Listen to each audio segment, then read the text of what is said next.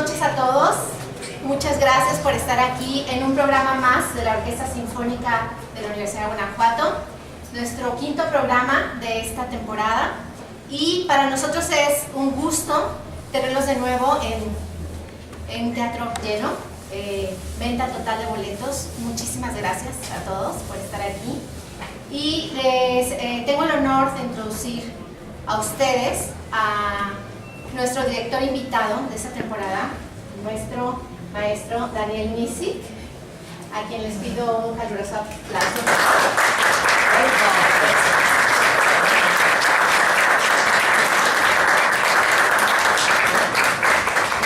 Es un placer de estar aquí en Guanajuato.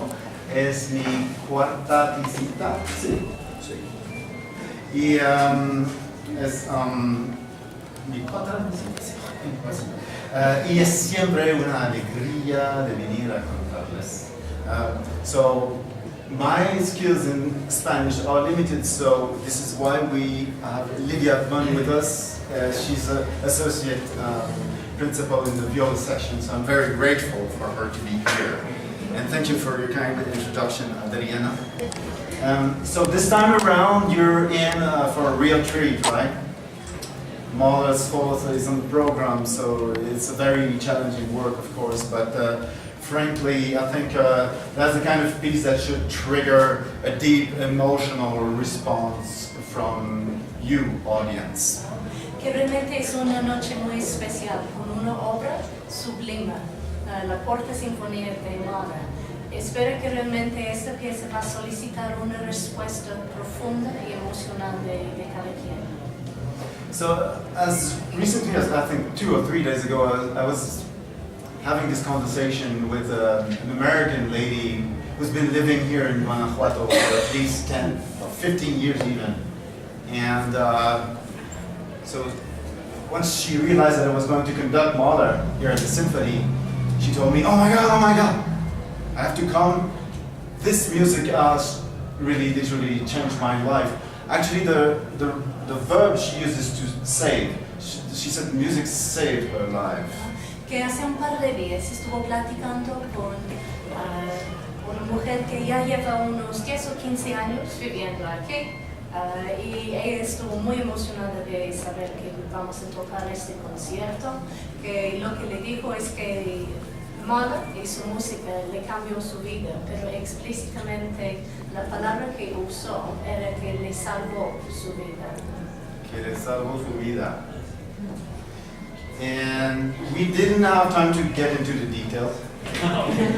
No hubo tiempo para meternos en todos los detalles. But I think I could understand what she meant because I was a troubled teenager, and a great friend of mine introduced Mahler to me, and it had a little bit of the same impact. La pude entender un poco. De adolescente pasé un ratito un poco difícil, como suele pasar, y la música de Mahler también me abrazó, me habló en una forma muy profunda.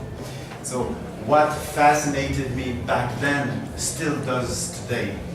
Lo que le fascinaba en aquel entonces todavía le emociona el día de hoy. So in Mahler's music you have so many layers of sound, but also so many layers of melodies, and he's a master of polyphony. Que en la música de Mahler hay muchas capas no solo de sonidos, sino también de melodías diversas, todos interconectados, y él realmente era un maestro de la polifonía. So they connect, these melodies connect in a fashion that really illuminates their content and character. Las melodías se conectan de una forma que ilumina totalmente su carácter y contenido. So at the time of the composition, Mahler was not in a good mood at all. He was suffering from depression and anxiety. En lo que escribió esta obra, Mahler estuvo en un estado muy difícil, sufriendo de la depresión y la ansiedad. He was nevertheless able to pull off the Symphony No. 4, and One he describes as being like a beautiful blue sun, blue sky. What am I saying? Blue sky. Sun. Que logro tardar en preparar y terminar esta obra, pero ya que lo había hecho, entonces lo describió como un hermoso cielo azul. Cielo. Cielo. Yeah, of course. But Mahler, being Mahler, is it going to remain blue all the way? I think you would get bored. So the man is a specialist of, putting together big dramas musically, speaking. So yes, there will be turbulence. Yes, there will be drama, and but overall, it's understood that the speech conveys the spirit of the piece conveys serenity and is even at times humorous. Mahler siendo Mahler, la obra no se va a quedar en cielo azul todo el tiempo, sí hay contrastes y mucha drama realmente. Hay momentos de tensión, momentos de humor muy particular, además de música muy sublime. So the piece was premiered in Munich in 1901, and but I just want to say a word about Mahler as a young composer, right? Because early in his career, he was really not yet fully equipped with the means that would enable him to write complete symphonies. Esta obra se estrenó en el año 1901 y Mahler era un hombre joven en este momento. Me gustaría platicar un poco más sobre él como compositor joven que todavía no contaba con todas las facultades para poder expresar el rango quizás que tenía. So mainly was interested in writing Lieder, yeah? Just like Schubert, for example, is probably a great model for him. Lo que le llamaba mucho la atención era escribir canciones, mucho como el compositor Schubert, que en cierta forma fue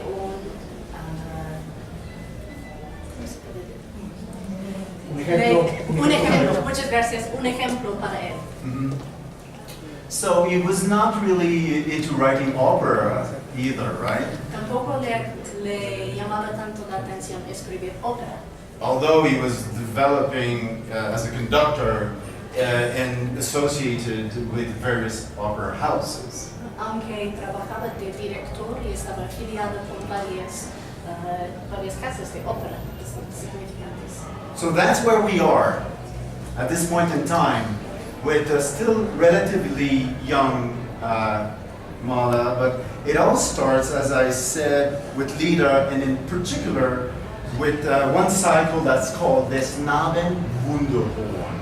So in English we say the youth magic horn.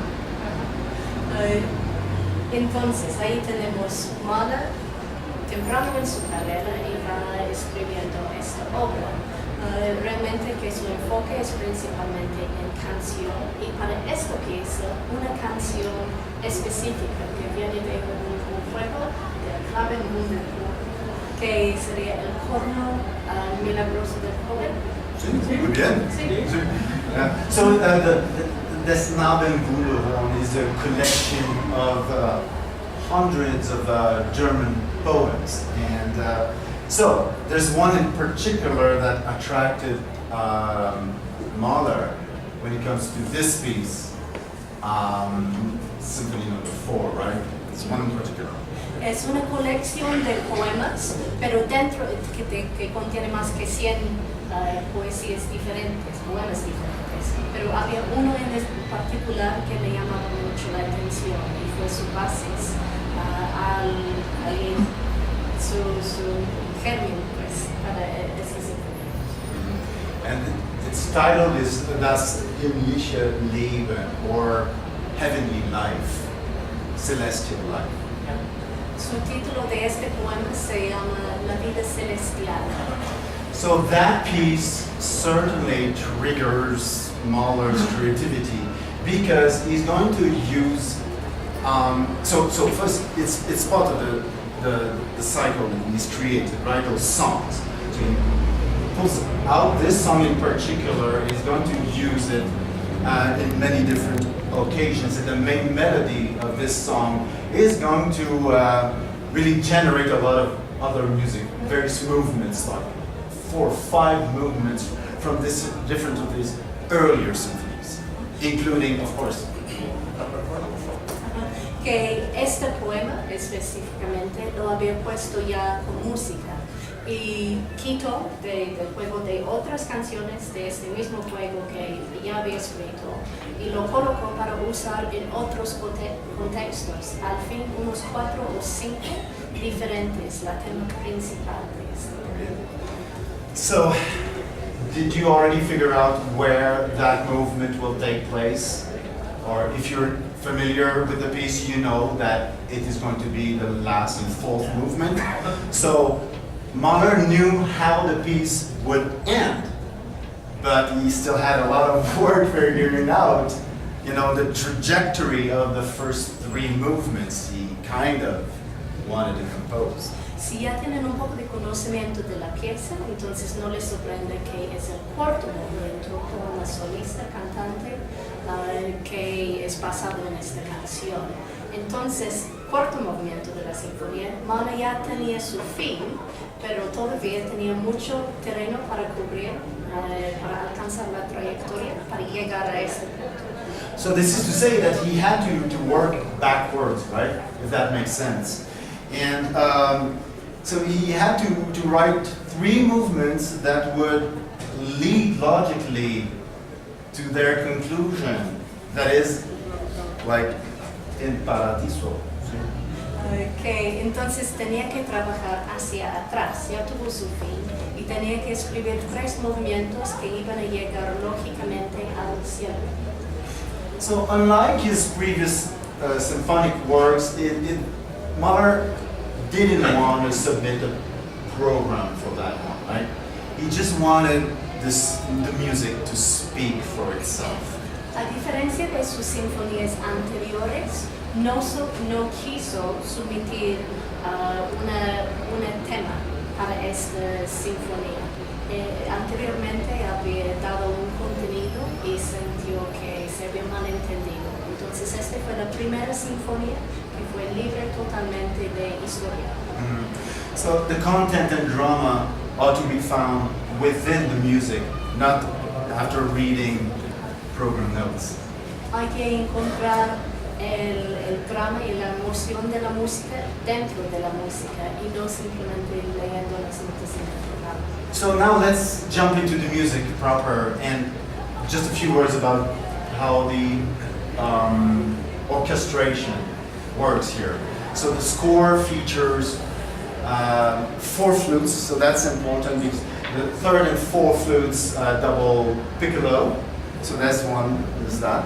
Hablemos de la música.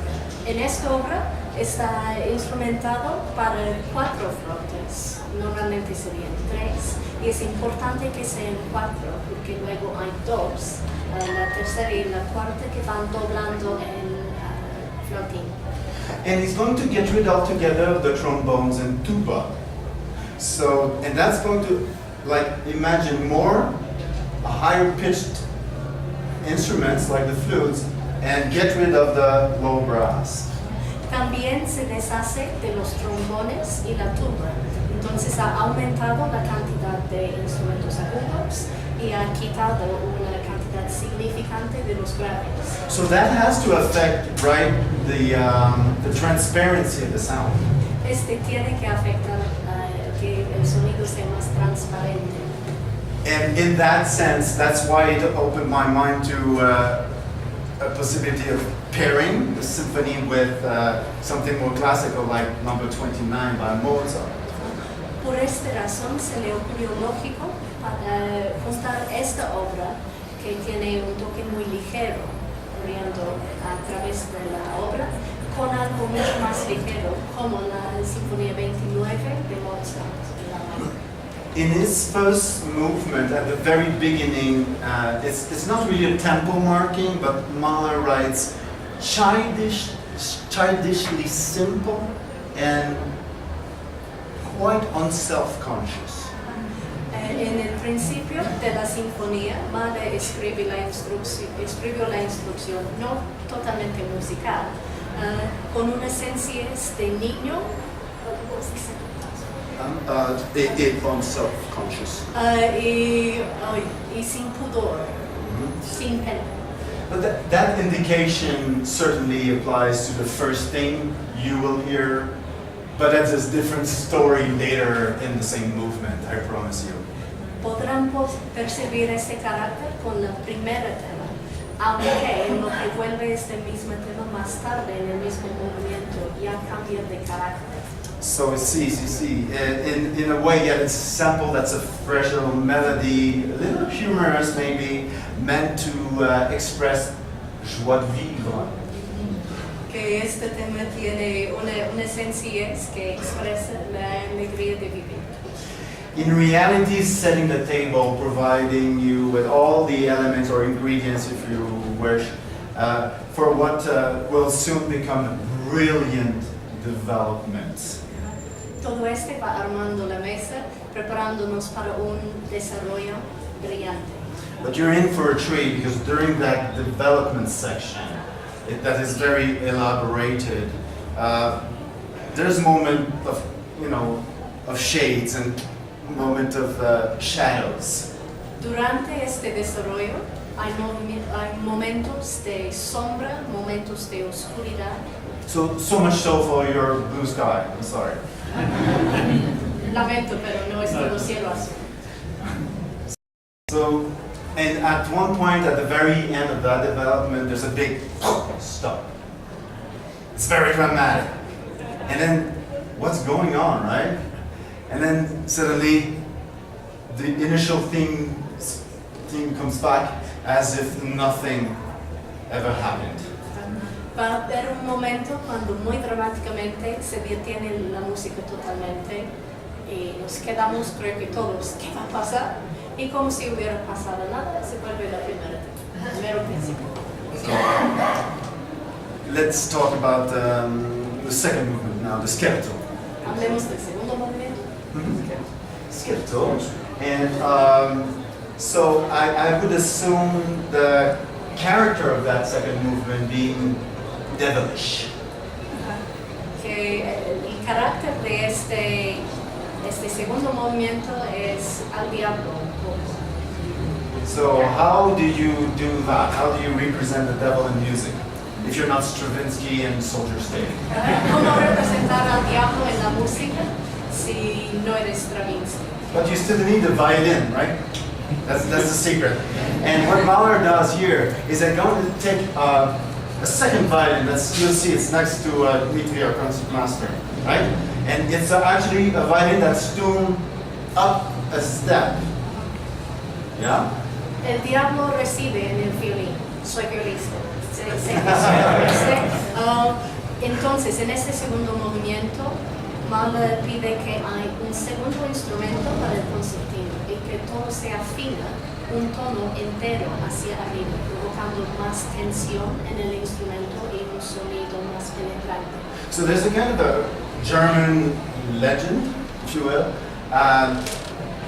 that features this guy with a violin, and he plays for people, he tracks people like this, and actually, and they follow him to their own death. Hay una leyenda alemana sobre un violinista místico que va tocando para la gente, encantándolos, y le van siguiendo y les guía a su propia muerte. ¿Cómo? Sí. So I thought that was a perfect example, a good fit for El Día de los Muertos. But today is not Día de los Muertos, so I apologize. Este podría ser genial para el Día de los Muertos, pero estamos un poco lejos. At one point, if you get tired of the devilish thing, well, you're going to enter the trio part of the scherzo. Si se cansan de toda esta música diabólica, entonces también hay el trío de este tercio. And this section is lush, it's sensual y voluptuous. Que esta sección es generoso, amplio, sensual. Y voluptuosa.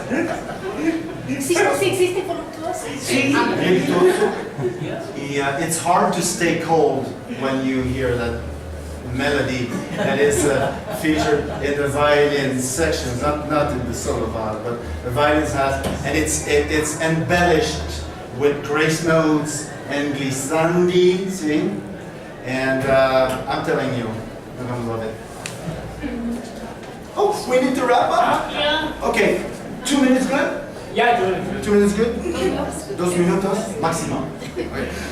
Oh yeah. Third movement, Mala is just like his heart, this generous heart, right? And I think people who think that they've been saved by him or his music, they probably have one of these pieces in mind, the Adagio from the Fourth Symphony, right? It's just so heartwarming. Que Mala tenía un corazón muy generoso y para gente que siente que le han tocado, le ha salvado su música de Mala, probablemente tienen en mente este movimiento o otro parecido, este adagio. So closer to the end, you will hear, it's also very noticeable, you will hear this big moment. It's just like a moment, you won't miss it, it's loud enough.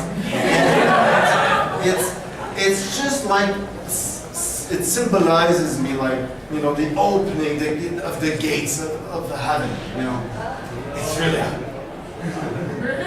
También en este movimiento hay un momento muy especial, un clímax así muy fuerte y para el maestro siente que es como si abrieran las puertas del paraíso.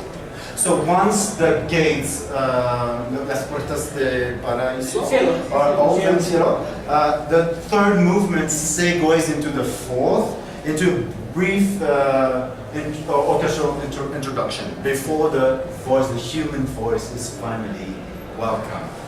A partir de este momento vamos conectando orgánicamente con el último movimiento, hay una breve introducción de la orquesta y ahí inicia a cantar la soprano. So if you want to think in terms of blue sky again, this is your movement, okay? Ya volveremos hacia los. So it's pastoral, bucolic, innocent. Que es pastoral, bucólico, inocente. And angels are baking bread.